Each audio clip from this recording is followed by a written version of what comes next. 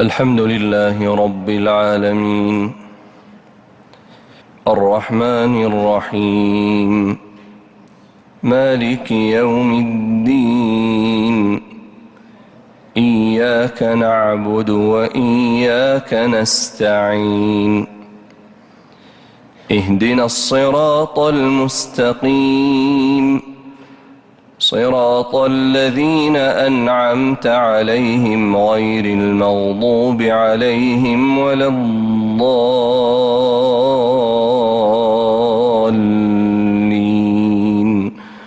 آمين.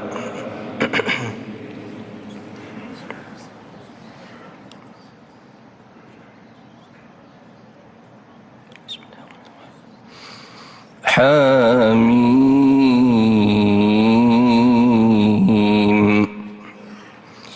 تنزيل الكتاب من الله العزيز الحكيم إن في السماوات والأرض لآيات للمؤمنين وفي خلقكم وما يبث من دابة آيات لقوم يوقنون واختلاف الليل والنهار وما أنزل الله من السماء من رزق فأحيا به الأرض بعد موتها وتصريف الرياح آيات لقوم يعقلون تلك آيات الله نتلوها عليك بالحق فبأي حديث بعد الله وآياته يؤمنون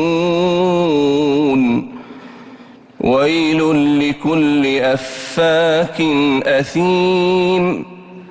يسمع آيات الله تتلى عليه ثم يصر مستكبرا كأن لم يسمعها فبشره بعذاب أليم وإذا علم من آياتنا شيئا اتخذها هزوا أولئك لهم عذاب مهين من ورائهم جهنم ولا يغني عنهم ما كسبوا شيئا ولا ما اتخذوا من دون الله أولياء ولهم عذاب عظيم هذا هدى والذين كفروا بآيات ربهم لهم عذاب من رجز أليم الله الذي سخر لكم البحر لتجري الفلك فيه بأمره ولتبتغوا من فضله ولعلكم تشكرون وسخر لكم ما في السماوات وما في الأرض جميعا منه إن في ذلك لآيات لقوم يتفكرون قل للذين آمنوا يغفروا للذين لا يرجون أيام الله ليجزي قوما بما كانوا يكسبون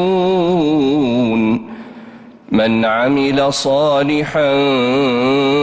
فلنفسه ومن أساء فعليها ثم إلى ربكم ترجعون